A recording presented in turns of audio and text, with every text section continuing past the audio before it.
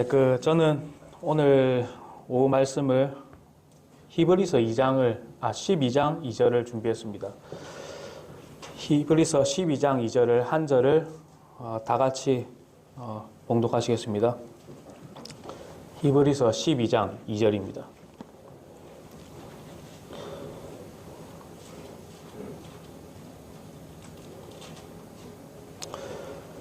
시작. 우리의 믿음의 창시자여 또 완성자이신 예수님을 바라보자. 그분께서는 자기 앞에 놓인 기쁨으로 인해 십자가를 견디사 그 수치를 멸시하시더니 이제 하나님의 왕자 오른편에 앉으셨느니라. 아멘. 앉아주시겠습니다. 저는 이제 본문 말씀을 가지고 믿음의 자세라는 제목으로 준비해 왔습니다. 우리는 이제 믿음으로 이제 구원받은 그리스도인들입니다. 아무것도 한 것이 없으며 예수 그리스도의 십자가의 피 흘림으로 아무 공로 없이 거저 구원을 받은 사람들입니다. 예수님께서는 자신이 만드신 피조물들을 위해 친히 이 땅에 오셔서 십자가를 지셨으며 채찍에 살갗이 찢어지고 침뱉음을 당하면서도 본문의 내용처럼 자기 앞에 놓인 기쁨으로 인해 그것을 우리와 같은 인간의 몸으로 견디어내셨습니다.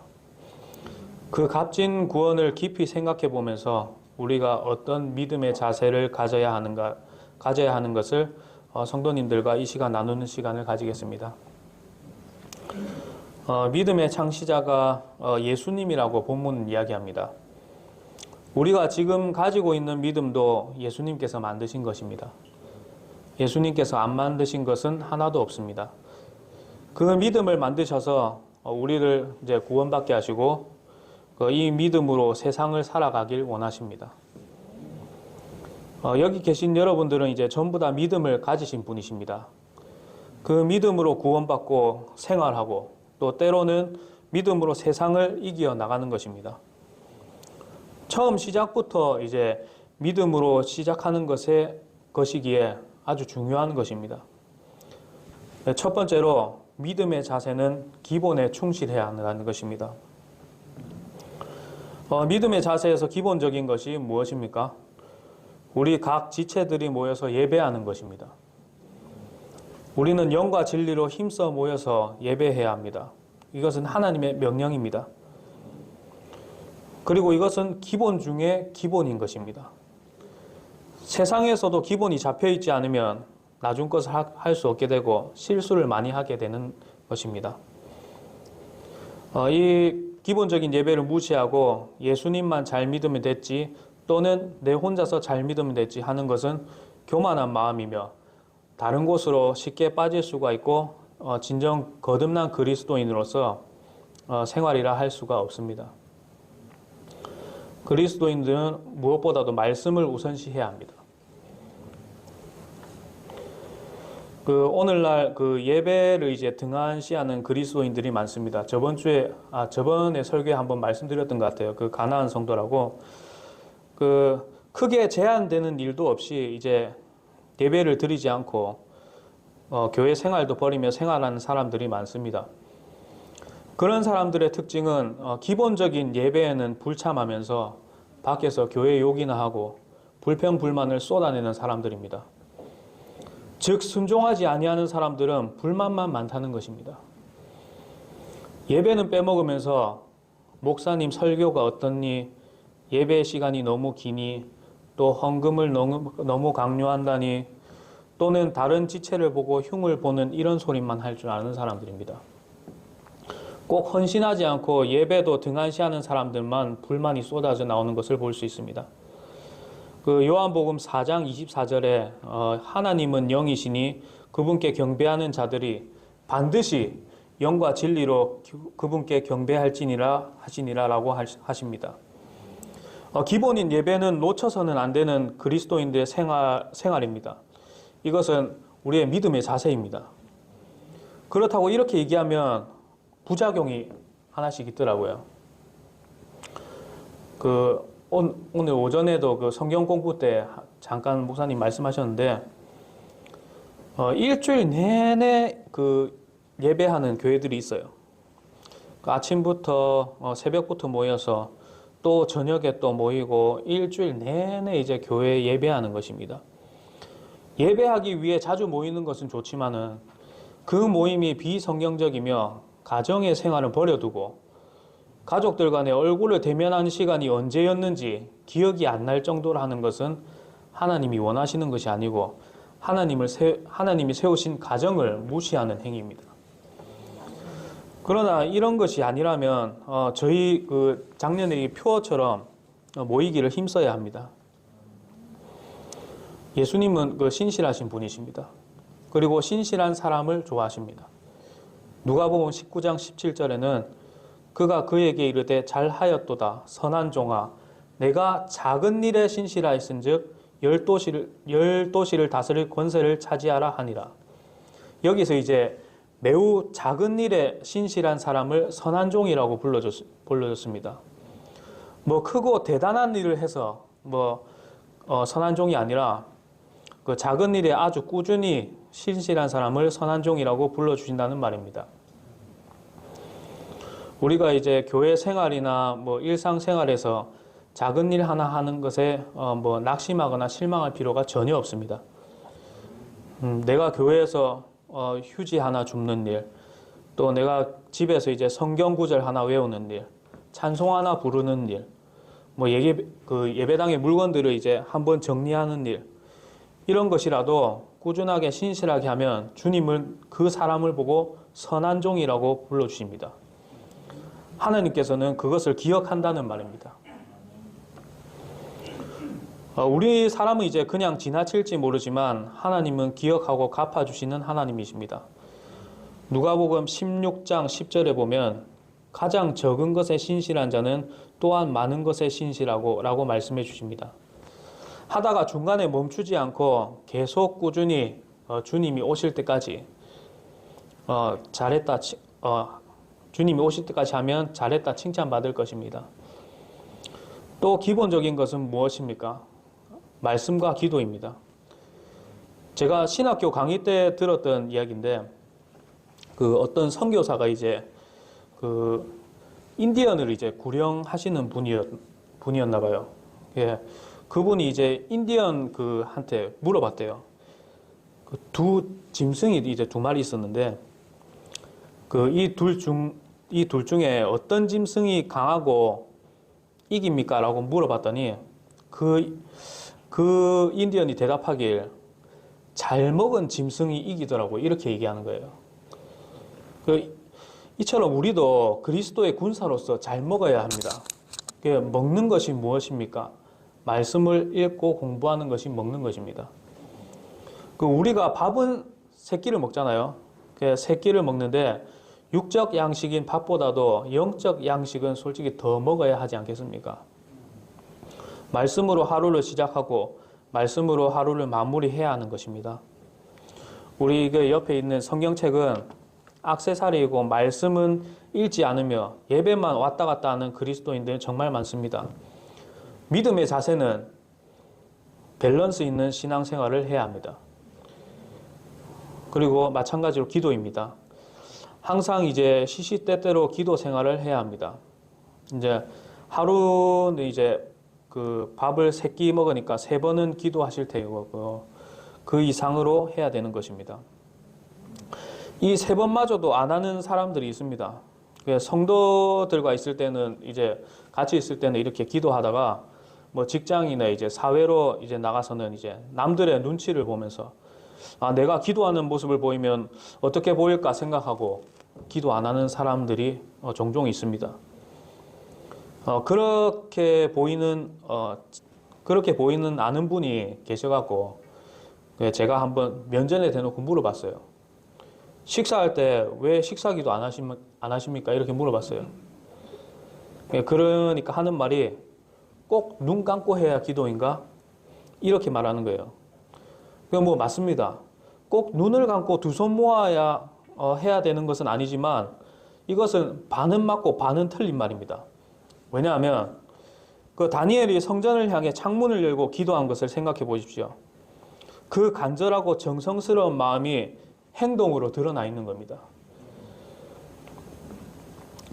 그리고 이제 또한 이제 여럿이서 이제 모여 있는 단체 생활이라면은 믿지 않는 자들 앞에서 더욱더 그런 모습으로 그리스도인임을 나타내고 그 선한 모습으로 성실한 모습으로 보는 일들도 예수님을 영접하는데 장애물이 되지 않게 해야 합니다. 두 번째는 겸손한 믿음의 자세입니다. 그 믿음의 자세에서 겸손한 마음을 가진 것은 정말 중요한 것입니다. 그 예수님을 한번 생각해 보십시오. 오늘 본문 말씀을 생각하면서 그 핍박을 견디어내신 것을 생각해 보십시오. 창조자가 피조물에게 당한 것을 한번 생각해 보십시오. 정말 한 번에 쓸어버릴 수도 있는 건데 주님은 그렇게 하지 않았습니다. 우리가 억울한 일을 당하면 정말 참기 힘듭니다. 우리는 스스로 죽은 자로 여겨야 합니다. 만일 제가 만약에 죽었다고 칩시다. 그런데 어떤 사람이 와서 평소에 제가 너무 미웠던 사람이 와서 이제 죽어 있는 저를 막 발로 차면 제가 어떤 반응이 있겠습니까? 아무 반응도 없이 가만히 있을 겁니다. 이처럼 죽은 자는 말이 없는 법입니다. 그 원수 갚는 것은 하나님이 다 알아서 하신다고 했는데 내가 해야지, 복수해야지 하면서 자기를 드러내고 또는 내가 무엇을 잘하면 내가 한 거지 하면서 또 자기를 드러내게 됩니다. 빌립보서 2장 3절에는 오직 겸손한 생각으로 각각 자기보다 남을 낮게 여기며 라고 말씀하십니다. 그 옆에 지체를 나보다 낫다고 여겨란 말입니다. 내가 그래도 이 사람보단 낫지, 또 저 사람보단 낫지, 이런 마음의 자세는 겸손한 마음의 자세가 아니란 말입니다. 하나님은 겸손한 사람을 높이시고 교만한 자를 짓눌러 버리실 것입니다. 전에 이런 적이 있었습니다. 어떤 분이 그 예배는 잘 참석하시지 않는 분이었어요. 예, 그런 분들이 꼭 보면 이제 교회에 나가서 교회 비판을 많이 하시거든요. 그분이 이제 설교 때 이제 항상 그 목사님이 말씀으로 자기를 친다고 뭐 그렇게 얘기를 많이 했었어요. 내 얘기한다고 막 맨날. 거기서 솔직히 저희가 설교 듣고 안 찔른 사람이 어디 있습니까? 전부 다 찔리지. 그런 사람은 받아들일 자세가 안 되어 있는 겸손하지 못한 사람입니다. 말씀으로 나에게 찔림을 주었다면 주님 제가 잘못했습니다. 이런 깨달음을 주시니 또 감사합니다. 제가 이런 부분이 부족하니 좀 도와주시옵소서 하는 자세가 필요하지 그런 반항적인 자세는 교만한 자세이며 주님에게 칭찬받지 못하고 오히려 진노를 일으키는 자세입니다. 교만이 죄의 형량으로 따져본다면 아마도 제일 무거운 형량이 아닐까 싶습니다. 루시퍼가 타락한 이유가 뭡니까? 바로 교만한 마음입니다. 내가 그 사람보다는 낫지. 나는 최소한 저 사람처럼 저렇게 안 해. 나는 착한 일을 그래도 남들보다 많이 했어. 난 나쁜 마음을 먹는 사람이 아니야. 라고 생각하는 것은 교만한 생각이고 스스로에게 속는 자입니다. 그런데 또 이제 거짓 겸손도 있더라고요. 보니까 얼마 전에 제가 중학교 동창한테 SNS로 이제 쪽지가 날라왔어요. 결론을 먼저 이야기하자면 자기 가게 홍보 부탁하려는 내용이었습니다. 영악하고 순수하지 못한 의도에 저는 좀 기분 좋지 않았습니다. 아무튼 걔가 나도 어느 교회 다닌다고 그래서 이제 그래? 하면서 제가 언제부터 다니냐고 하니까 지금은 가지 않는데요. 가게 일이 바빠서 엄마만 간다는 거예요. 그게 뭡니까? 본인이 안 가면 안 가는 거지 엄마가 가는 거라고 무슨 상관인가요? 자기는 마음만 기독교라고 하는 거예요. 그러다가 이제 제가 물어봤습니다. 교회 간다고 구원받는 것이 아니다. 구원에 확신이 있냐고 하니까 자기는 아직 멀었다고 이렇게 얘기하더라고요. 그래서 제가 좀 설명을 해줬죠. 너가 뭘 해서 이제 구원받는 것이 아니라 내가 죄인이고 예수님이 하나님이시고 또 예수님이 하나님이시고 나의 과거, 현재, 미래의 죄를 다 이제 제거하심을 믿음으로 즉각 구원을 받는다고 그렇게 얘기하니까 기도해, 기도할게, 뭐 기도해줘, 뭐 이렇게 얘기하더라고요. 이것은 겸손한 사람처럼 다른 사람 눈에는 그렇게 보일지 모르겠지만 이것은 겸손한 게 아닙니다. 하나님이 성경에 분명히 능히 구원하신다고 말씀하셨는데 그것을 거짓말로 취급하는 거예요. 하나님의 말씀을 믿지 않는 아주 교만한 사람입니다. 그러면서 SNS에는 술 마시는 사진이나 올리고 있더라고요. 이런 거짓 겸손도 있다는 겁니다. 저희는 이렇게는 아니지만 일상생활에서 겸손함이 꼭 갖춰져야 합니다. 그리고 겸손한 자세는 우리가 이제 그 예배 때 그 앞에 나와서 특송이나 이제 그 뭐 독창, 뭐 독주, 뭐 이런 것을 하잖아요. 이것을 이제 정말 이제 감사하면서 자주 이제 하는 것이 중요하긴 한데 한 가지 주의해야 될 것이 있습니다. 그 어떤 것이냐면 이제 앞에 나와서 특송하시는 분들은 대개 보면 이제 실력이 좀 그 있으신 분들이거든요. 그런 분들은 이제 조심해야 될 것이 그 부르는 것이 자기의 자랑이 될 수 있다는 것을 명심해야 합니다. 자기 목소리나 자기 실력에 심취해서 또는 다른 이들에게 뽐내기 위해서 하는 것은 자칫 위험할 수가 있다는 것입니다. 그렇다고 그 사람이 꼭 겸손하지 않다는 얘기는 아닙니다. 그 회중들 중에 이제 그 실력이 떨어지는 그런 분들도 있을 겁니다. 하지만 이제 그런 사람이 앞에 나와서 그 찬양하는 것이 더 값지고 주님이 더 기뻐하실 것입니다. 왜냐하면 그 본인이 실력이 모자란 것도 스스로 잘 알고 있거든요. 생각해 보십시오. 그 사람이 이제 나올 때는 얼마나 이제 다른 사람들보다 더 많은 용기로 나오겠습니까? 주님은 세상에 강력한 것들을 당황하게 하시려고 약한 것을 선택하신 하나님이십니다. 겸손한 사람은 또 그리고 반드시 감사한 마음을 가집니다. 교만한 사람은 감사함을 가지지 않습니다. 자기가 평소에 감사하다는 말이 입에서 내 마음에서 얼마나 나오는지 점검해봐야 될 것입니다. 우리가 구원 하나 받은 것만으로도 내가 가진 전부 털어놔도 감사함이 나와야 합니다.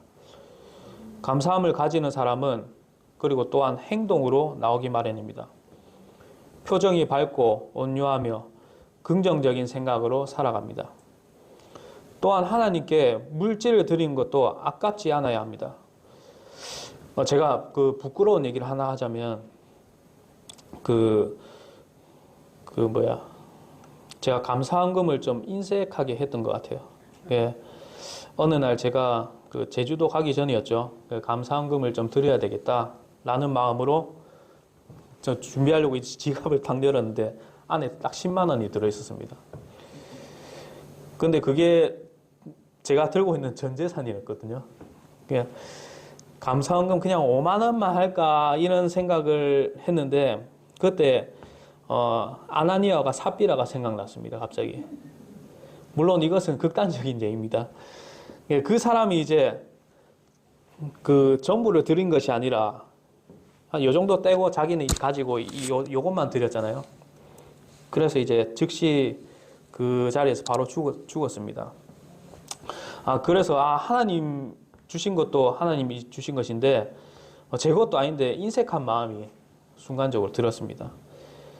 그냥 죄송한 마음이 잠시 들었습니다. 그래서 인색한 마음으로 재지 않겠습니다 하고 10만 원을 제가 감사헌금을 드렸는데 어떤 일이 있었냐면 놀라지 마십시오.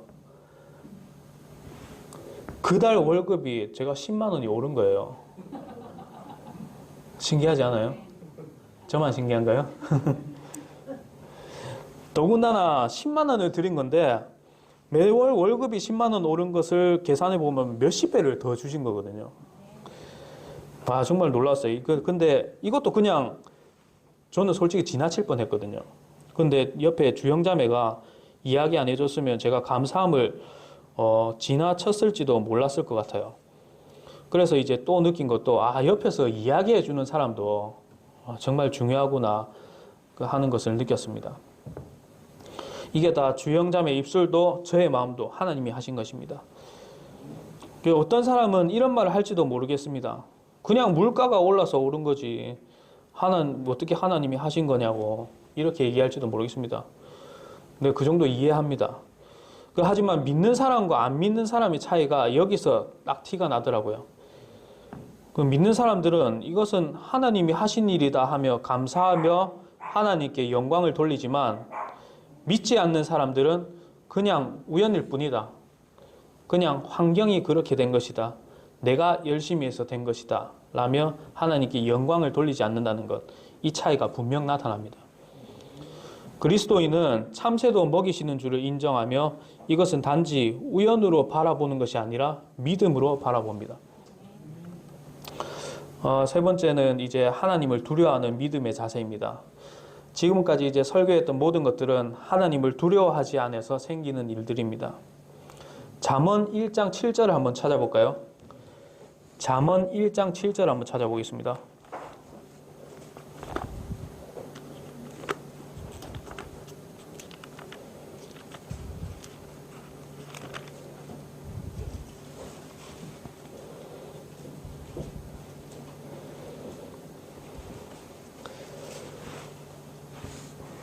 같이 한번 읽어보겠습니다.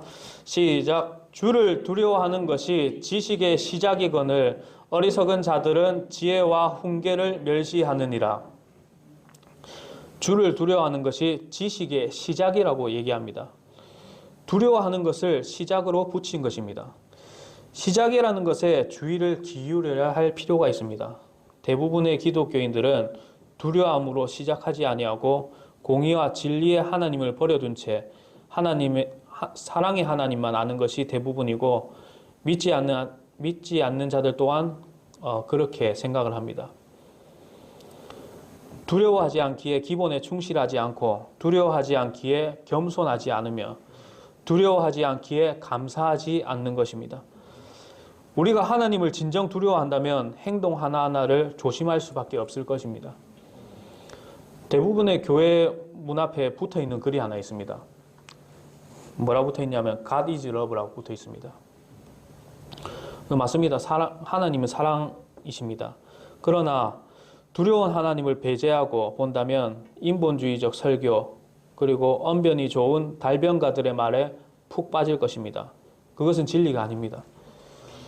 카카오톡 프로필을 보면 이제 기독교인이라 하는 사람들이 이런 문구를 많이 해놓더라고요. 사랑한다 아들아 힘을 내라, 사랑한다 딸아 내가 너를 사랑한다, 이런 글귀하고 예수님이 이제 사랑스럽게 안고 있는 만화 같은 거 그런 카카오톡 프로필을 정해놓고 만들어 놓은 사람들을 많이 봤습니다. 그러나 그 사람들의 특징은 인본주의적이며 하나님을 전혀 두려워하는 모습이 없다는 것입니다.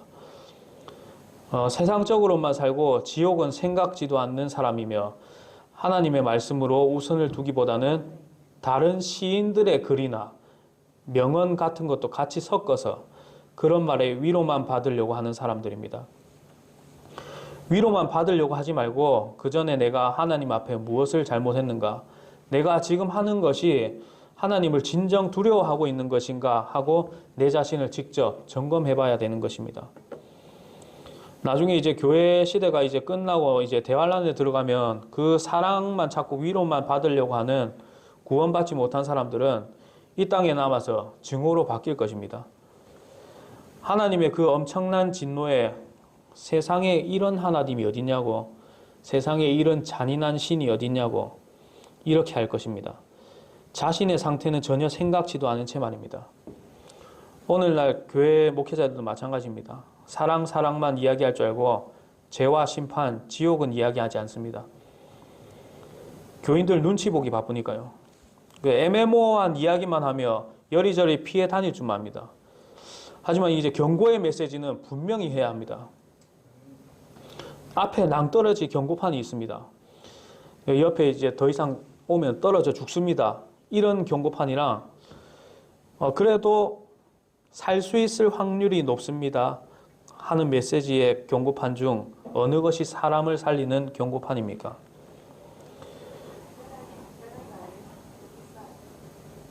경고판은 강력하게 분명하게 말해야 합니다.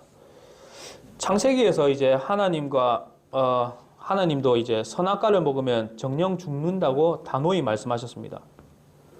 사탄은 애매하게 죽을까 하노라 라고 이야기했습니다. 살리는 경고의 메시지는 단호해야 합니다. 그래야 그 사람을 살리는 것이 되는 것입니다. 이런 애매모호한 메시지를 전달하는 것은 지혜로운 것이 아니라 사람을 죽이는 것이요 하나님을 두려워하지 않음으로 비롯됩니다. 하나님을 두려워하는 믿음의 자세가 되셨습니까? 그러면 네 번째로 소망하는 자세입니다. 우리가 그 믿음의 자세를 잘 갖추기 위해서는 인내하고 인내해야 합니다. 그렇다고 이제 무작정 인내하느냐? 그건 또 아닙니다. 본문 말씀에도 예수님이 자기 앞에 놓인 기쁨을 바라보며 십자가를 견디셨다고 했습니다. 우리도 그냥 인내하는 것이 아니라 우리 앞에 소망을 바라보며 인내합니다. 이 세상 삶에서 소망을 가지시겠습니까? 이 세상의 것은 길어봐야 80년, 90년입니다. 이 세상의 삶은 시편 90편 10편에 보게 되면 우리의 햇수의 날은 70년이요 강건하면 80년이라도 그 햇수의 위력은 수고와 슬픔뿐이니 그 위력이 곧 끊어짐에 우리가 날아가 버리나이다 라고 말씀하십니다. 쉽게 얘기하면 이제 인생을 이제 다 살고 이제 다 돌아보고 나서 이제 하늘나라 갈 때 돌아보면 이제 본인의 인생에는 수고와 슬픔뿐인 것을 깨닫게 되며 아 내가 뭐 이렇게 치열하게 살았는가 하며 허무한 생각을 가지게 된다는 말입니다.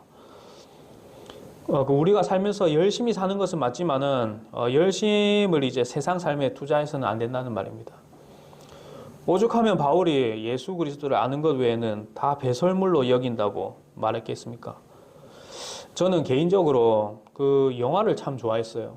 그 영화도 이제 뭐 다운받아 놓은 것도 막 모아놓고 드라마 같은 것은 뭐 보면 그 빌 받으면 뭐 아침부터 저녁까지 드라마만 하루 종일 봤었던 적도 있습니다.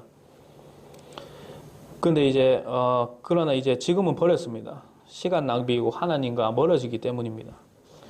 그 영화나 이제 드라마를 보거나 이제 취미 생활로 이제 하루를 보내십니까? 아니면 성경을 읽으며 묵상하는 하루를 보내십니까? 우리의 열심을 예수 그리스도를 향해 있을 때 그때 마지막 날 값진 것으로 얻을 것입니다.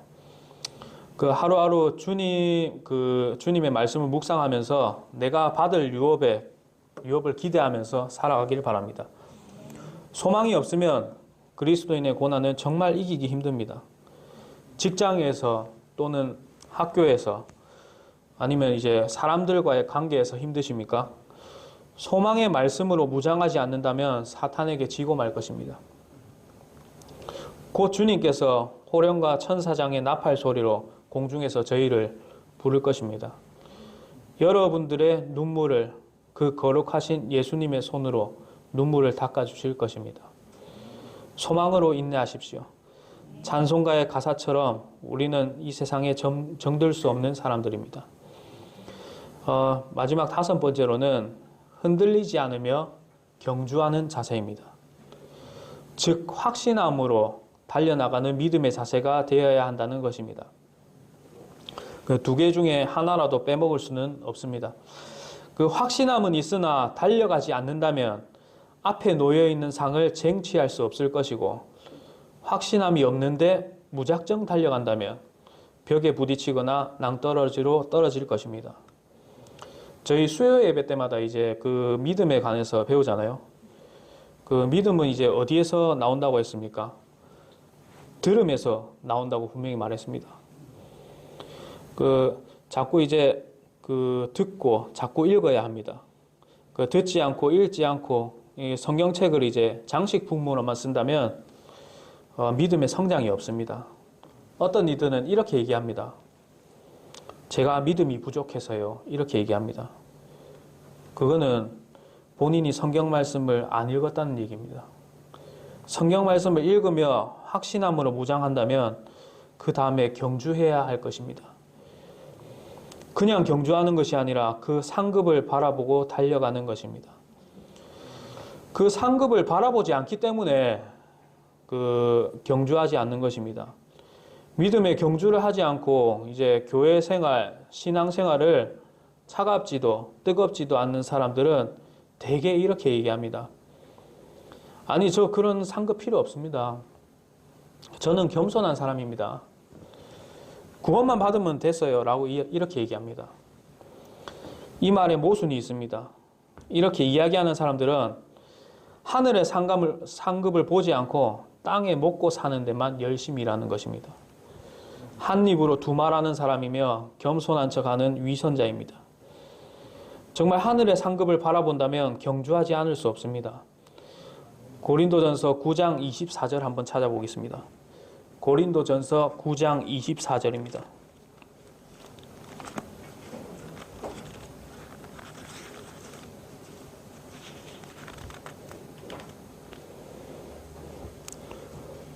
자, 한 목소리로 읽어보겠습니다. 시작. 경주할 때에 달리는 자들이 다 달릴지라도 한 사람이 상을 받는 줄 너희가 알지 못하느냐. 너희도 상을 받도록 이와 같이 달리라. 많은 사람들이 달릴지라도 받는 사람은 제한적이라는 말입니다. 운동회 때 달리기 하려고 1등 하려고 얼마나 온 힘을 다해서 달렸습니까? 2등 하려고 달리는 사람 없고 3등 하려고 달리는 사람도 없으며 꼴찌 하려고 달리는 사람은 더더욱 없습니다. 그리고 생각해 보십시오. 이 땅에 짧게 사는 것도 없이 살면 괴롭지 않겠습니까? 그런데 하물며 영혼을 살 때에 상급 없이 영혼을 살면 얼마나 비참해지겠습니까? 천국에 비참함은 없겠지만요. 저희는 2등, 3등을 위해서 달리는 사람이 아니라 1등을 위해서 경주해야 하는 것입니다. 영적인 활력으로 힘을 내시길 바랍니다. 경주하다가 넘어지더라도 다시 달리면 되는 것입니다. 잠언 24장 16절 마지막으로 찾아보고 마치겠습니다. 잠언 24장 16절입니다.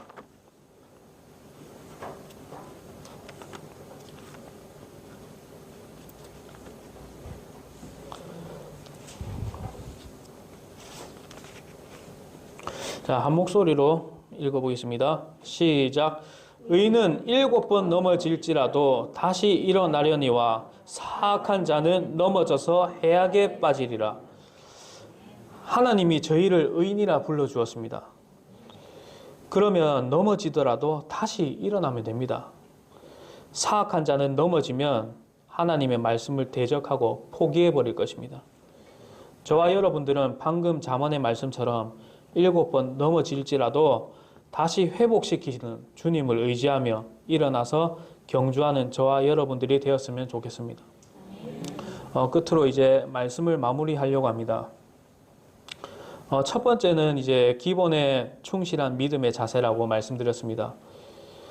집도 이제 기초가 튼튼해야 어떤 재해가 와도 견딜 수 있는 것입니다. 이번에 터키에 지진 난 거 다 보셨잖아요. 정말 진짜 안타까운 사고였습니다. 아마 기초가 튼튼한 내진 설계가 되어 있었다면 더 큰 피해를 덜 받았을지도 모른다는 생각이 듭니다. 믿음의 자세도 기초가 튼튼해야 흔들리지 않습니다. 우리 매주 하는 성경 공부 있잖아요. 성경 공부 이게 정말 기초적인 것인데 어떻게 보면 시시해 보일 수도 있다는 생각이 듭니다. 하지만 그게 믿음의 뼈대입니다. 가벼이 여기지 말고 집에 가셔서 또 읽으시고 묵상하시길 바랍니다. 그 교재는 이제 안동교회 목사님은 그 교재를 100번 읽었다고 하시더라고요. 그리고 두 번째는 겸손한 믿음의 자세입니다. 믿음이 중요하지만 겸손한 마음도 배제할 수 없는 것입니다. 겸손한 마음이 없다면 본인도 이제 복을 받기 힘들 것이고 다른 사람들도 겸손하지 않는 사람을 보며 복음을 받아들이려고 하지 않을 수도 있습니다. 이렇듯 이제 겸손한 마음의 자세 또한 정말 중요합니다. 세 번째로는 하나님을 두려워하는 믿음의 자세라고 말씀드렸습니다. 제일 안 되고 지나가 버리는 한 부분일지도 모르겠습니다. 그래서 더더욱 상기시키고 내가 하나님을 두려워하지 않는지 점검해 봐야 할 것입니다. 네 번째로는 소망으로 이기는 믿음의 자세라고 말씀드렸습니다. 우리는 다 소망이 있습니다. 그렇기에 이 소망으로 세상을 이길 수 있습니다. 서로 말씀으로 위로하고 간증하면서 복된 시간으로 소망을 가지는 저와 여러분들이 되기를 원합니다. 마지막 5번째는 확신함으로 경주하는 믿음의 자세라고 말씀드렸습니다. 마지막 승리의 날이 저희를 기다리고 있습니다. 곧 올 것입니다. 영적 활력으로 믿음으로 경주하는 저와 여러분들이 되길 원합니다. 오늘 설교는 여기까지 하도록 하겠습니다.